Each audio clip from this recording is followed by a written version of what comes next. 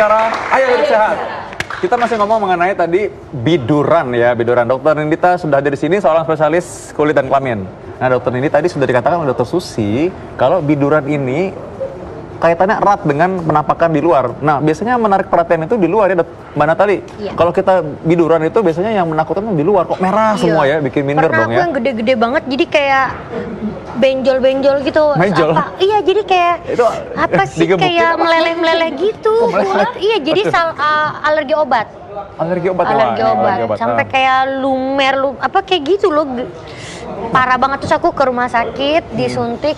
Terus 3 jam, 4 jam kemudian. Nah, sebelum bicara mengenai alergi obat ini dengan Dokter Susi, saya pengen tanya Dokter Nindi dulu. Ya, bener nggak tuh kalau kayak gitu alergi obat bisa merahan mukanya gitu, benjol-benjol gitu? Betul. Tadi seperti yang Dokter Susi sudah jelaskan bahwa biduran itu kan sebetulnya reaksi berlebihan dari tubuh ya. Dia bentuknya kalau di kulit itu bentol-bentol, merah-merah, bisa kecil, bisa besar kayak pulau-pulau. Dan dia sebetulnya timbul mendadak, hilangnya cepat. Kurang dari 24 jam tanpa meninggalkan bekas dan gatel sangat. Nggak gatel, gatel. Iya. Terus ada ketawa tuh Dokter di belakang. Kondisi beratnya biasanya memang bisa sampai timbul angioedem. Angioedem tuh mungkin yang bengkak-bengkak tadi Mbak Natali bilang, matanya bengkak, bibirnya bengkak gitu. Terus dia yang bahaya sebenarnya kalau dia menyumbat jalan nafas. Misalnya lidahnya bengkak dan menutup jalan nafas, nah itu adalah kondisi emergensinya. Oh, ini yang dibilang bisa bikin meninggal nih Dokter Sila. Ya. Nah, itu berarti ada gejala sampai ke perjalanan nafas. Berarti itu bisa bibirnya bengkak, terus ada penyempitan mungkin atau di hidung atau seperti apa itu, Dok? Betul. Jadi dia menyempit, menutupi jalan nafas, dan itu berbahaya. Jadi pasien tidak bisa bernafas. Anak aku Nah, gitu untuk alergi. tahunya itu seperti itu supaya masyarakat nih jadi lebih aware, dan kapan saat seperti itu harus langsung ditangani, dibawa ke dokter. Oke, jadi kalau misalnya kita lihat bidurannya itu luas sekali, memang baiknya kita langsung segera bawa saja ke rumah sakit. Apalagi kalau sudah ada gejala bengkak di area wajah, mata, bibir, lidahnya mulai membengkak, mulai ngomong kebas, ngomong sulit, sesek, nafasnya nggak nyaman lagi, sesek, nelennya udah mulai tercekat, gitu, atau muntah-muntah, itu pertanda bahwa memang kita sebaiknya segera bawa aja ke rumah sakit. Oke, kalau misalnya biduran yang ringan nih, Dok, tindakan awal apa yang biasa bisa dilakukan di rumah? Ya, betul. Biduran itu memang tidak selalu harus diobati. Kan dia bisa hilang sendiri, terutama kalau kita sudah identifikasi apa penyebabnya, kita bisa langsung hindarkan. Kita udah jauh nih dari penyebabnya, dia bisa hilang sendiri. Berarti tidak perlu diobati. Tapi kalau misalnya ringan dan perlu diobati, kita bisa coba dengan bedak kocok. Tahu bedak kocok yang mengandung kalamin, yang anti gatal, yang bisa dioleskan. Nah, kebetulan di situ udah ada bedak nih, Dok. Silakan, Ayo Dok. kita ke sana. Nah, ini ada ice bag, bedak. Ya. Ini lotion. Ya. Dan ini cold pack. Ya.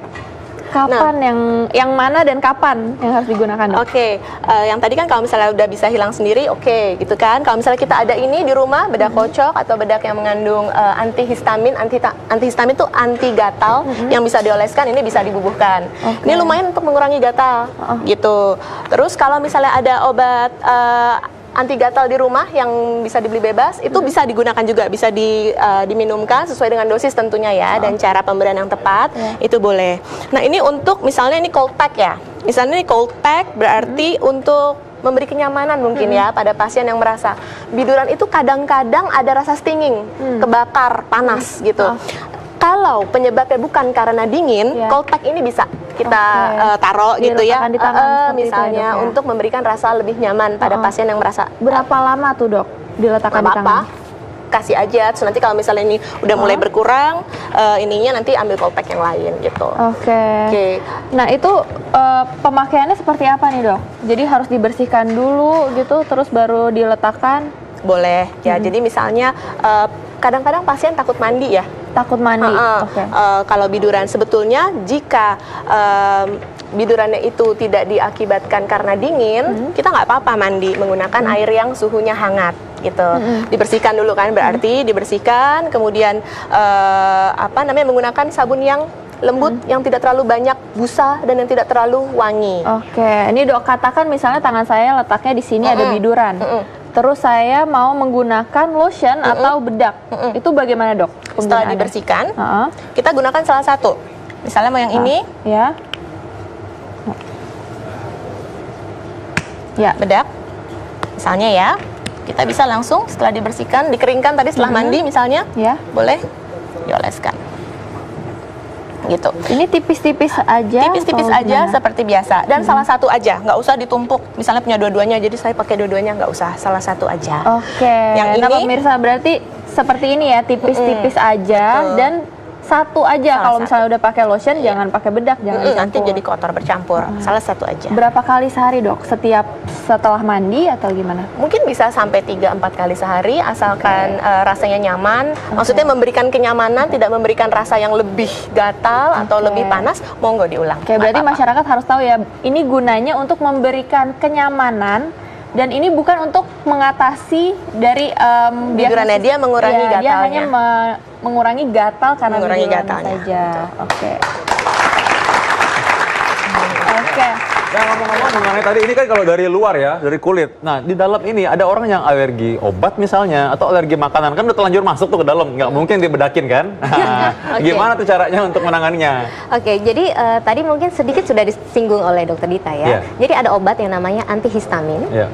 Jadi dia itu akan mengcounter atau melawan efek dari reaksi peradangan yang berlebihan Iya. yang akhirnya menimbulkan reaksi urtikaria atau Iya, biduran itu. biduran. Nah, obat itu bisa diminum dan dia kerjanya akan bisa benerin kulit, bisa benerin yang di saluran nafas yang bengkak. Tapi kalau saluran nafas yang bengkak itu perlu perhatian lebih ekstra karena itu memang bisa mengancam nyawa. Nah. Jadi itu butuh terapi yang lebih. Nah, pertanyaannya, apakah obat ini bisa dibeli bebas atau enggak?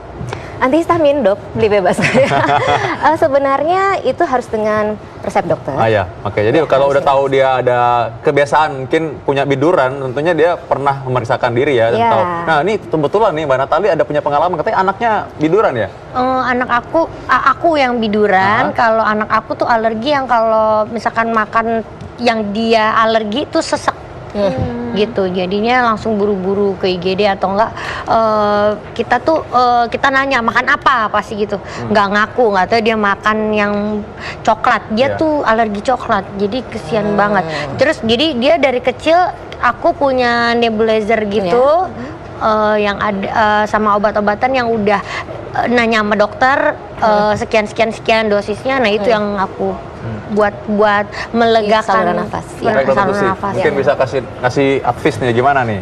Oke, tadi sebenarnya Dokter Dita ada singgung juga, Iya. kalau kita sudah mengidentifikasi faktor pencetusnya, Iya. penyebabnya, cukup hindari itu gitu. Ya. Jadi Hati-hati, berarti coklat nggak boleh tuh ya. cuman kan anak kecil kasih coklat, aduh, ini susah ya. Setiap jadi terjadi, kalau ini kan jelas mekanismenya Iya. alergi ya.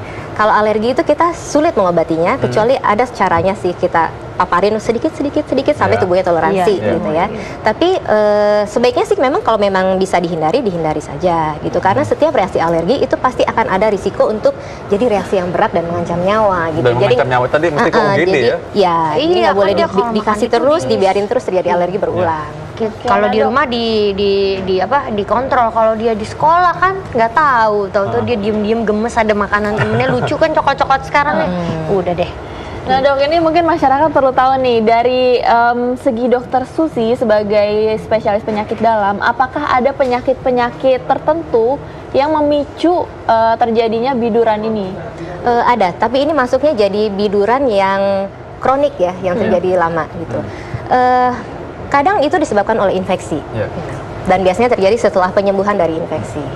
Bisa juga karena dia sakit, darah tinggi, dia minum obat dan efek sampingnya bikin biduran. Gitu. Atau kita coba cari penyebabnya nggak ada dan dia tergolong penyakit autoimun. Nah, ini tadi ngomong-ngomong soal obat juga, ingat bahwa ada yang namanya alergi obat. Dan alergi obat ini susah untuk diketahui sebelumnya, dokter ya? Ya, betul. Alergi obat ini bisa mengakibatkan suatu hal yang fatal juga. Itu artinya begitu ada timbul nafas sesak tadi, begitu ada, dan dia biasanya nggak sempat merah-merah ya dok. Langsung nafas sesak bisa langsung terpelanting dan nggak kolaps. sadar. Nah, dalam keadaan seperti itu memang segera memerlukan pertolongan yang gawat, darurat, dan emergensi, karena itu bisa mengancam nyawa. Iya. Nah, kita sekarang mau minta tips dari dokter. Tadi dokter Susi, dokter ini udah kasih. Dokter Susi coba bisa kasih.